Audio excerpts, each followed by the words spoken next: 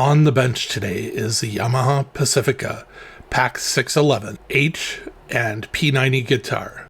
I'll be doing at least 2 Yamaha Pacifica videos on 2 different Pacifica guitars. Besides the PAC611 that we're covering today, I also picked up a Yamaha Pacifica PAC612, the Yamaha Pacifica Flagship guitar.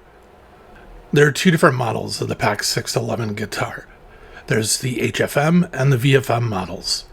The HFM represents the hardtail flamed maple model of the guitar, and the VFM represents the vibrato flamed maple model of the guitar. The PAC611 Pacifica is for the person that wants all of the aftermarket upgrades that anyone would ever want in a guitar, but already done. Yamaha has built the PAC611 using well-known name brand products like Seymour Duncan, GraphTech, Wilkinson, and Grover, the same name brand parts that we would purchase to upgrade our own guitars. Here are the specs for the PAC611. The guitar has been manufactured from 2010 to the current date and currently is made in Indonesia. The elder body shape is Pacifica, and the top material is a laminated flamed maple with a finish of gloss polyurethane. Currently, the guitar comes in 4 colors of light amber rust, root beer, translucent black, and what we have today, translucent purple. The bolt-on neck is made of maple, with a fingerboard made of rosewood. The following are the neck specifications. The neck shape is C. It has a radius of 13.75 inches.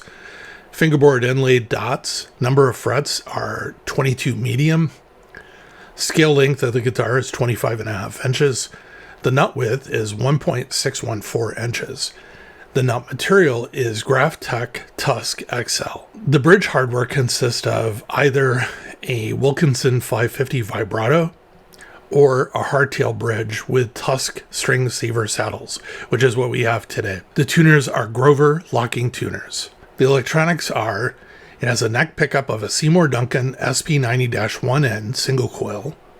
The bridge pickup is a Seymour Duncan TB14 trembucker.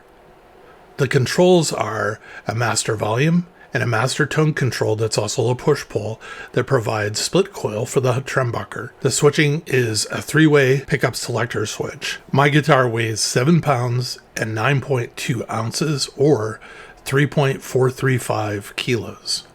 New, the PAC611 sells for $729, and used the guitar sells for $475 to $612, depending upon the condition. Some observations. Let's start with the tuners. I absolutely love Grover tuners. The locking tuners installed on this guitar are a little complex at the beginning, but once you have restrung the guitar once, you should be good to go from that point forward. I copied the instructions off of the small hanging card that came with this guitar. First, you turn the tip of the string post until it clicks into place, and you'll actually hear it click. There's an audible click. This aligns the string post holes. The string hole is off center by a little bit. In the drawing on the screen, you'll see that this is true. Turn the knob to rotate the post until the string hole is positioned away from the knob. Thread the string up through the bottom of the hole and pull firmly, see drawing. So then start turning the tuner to begin tuning. At first, only the inner locking cam is turning. It's then securely locking the string in place, but once the string's unlocked, you'll start to see the outer post will actually start to turn. Basically, turn until you can tune the string to pitch. Next, the neck. The neck is a really very comfortable C-shaped neck, making it really easy and enjoyable to play. The rosewood fretboard is beautiful and one of the nicest that I've seen on a new guitar in a while.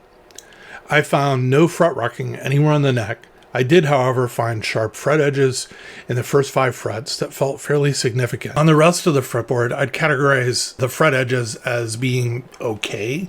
What I mean by that is they're not too sharp, but not as smooth as I would have expected. The guitar nut is a GraphTech Black Tusk XL, which is really a great nut for a guitar and will work flawlessly for years. It's a really nice factory add-on. I've installed them on many of my guitars. The body is beautiful with a flame maple top, and I love the translucent purple color. Actually, any of the 4 colors offered for this guitar would have made me happy. I could find no flaws in the finish, and the neck and body are joined tightly. The pickups are both Seymour Duncan pickups. The Seymour Duncan SP90-1N single coil is the primary P90 pickup from Seymour Duncan. I've installed these in many guitars, and I will again. The bridge pickup is a Seymour Duncan TB14 humbucker and is an Alnico 5 version of the earlier custom pickup. The pickup has pole spacing that is aligned with the most common tremolos and vibratos, and this is what makes it a trembucker. Measuring for impedance, the bridge pickup measures 14.32 k ohms. When I pull up on the tone knob, the bridge pickup split measures 7.34 k ohms. The bridge and neck pickup together measure 5.01 k ohms, and the same combination with the bridge pickup split measures 3.76 k ohms. Lastly, the neck measures 7.61 k ohms. As I've described, the guitar has a push-pull tone knob that provides coil split for the trembucker. So I have to say that I was really surprised when I pulled the pickguard and the electronics cover from the guitar. I would have expected for a guitar at this price point to have quality name brand full-size components. It is the same level of quality components that I would find in, let's say, probably like a Squire Classic Vibe guitar. The pots are small, and the three-way switch looks identical to less expensive switches that I regularly pull from those types of guitars as I'm installing an upgraded wiring harness. The electronics do work really well, and actually the feel of turning the volume knob is amazingly smooth, more so than most guitars that I touch. I'm starting to use AI to assist me in research for videos. Mainly I use AI to search forums and reviews. I like to hear what people are generally saying about a guitar, in this case to see if I'm off base regarding my opinion of the electronics. I asked, does anyone complain about the quality of the electronic components used in the Yamaha PAC611? Here's the answer that I got back. While not a frequent complaint, some players who are very particular about their tone might eventually choose to upgrade the wiring and capacitors to higher quality components. There are occasional complaints about the non-pickup electronic components. They are not widespread or significant enough to detract from the overall positive perception of the Yamaha PAC611 Pacifica's electronics. It is believed that the quality of the Seymour Duncan pickups is the main focus, and as a result, there isn't very much consideration given to the actual components in the electronic circuitry. Most believe that it is considered to be an excellent guitar for the price. So now you probably see why I use the AI. I like to, without spending hours doing the research and trying to find all that myself, having a summary of what kind of generally people are saying. Overall, I think the PAC611 is an amazingly cool guitar that has excellent components for the most part.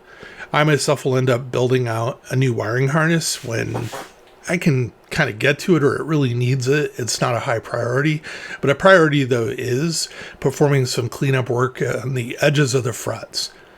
I plan on keeping this guitar and see that it could be one of my mainstays in playing because of the feature combinations. I really like the humbucker P-90 combination in, basically a Strat style body. This is a very cool guitar to me.